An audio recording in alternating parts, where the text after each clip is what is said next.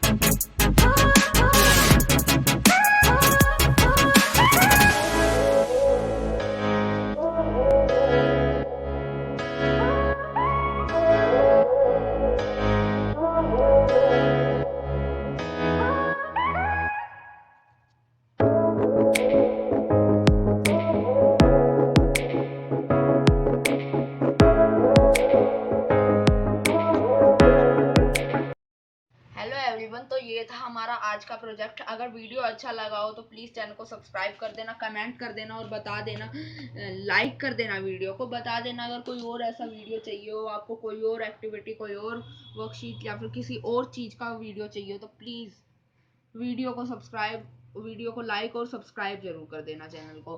Bye.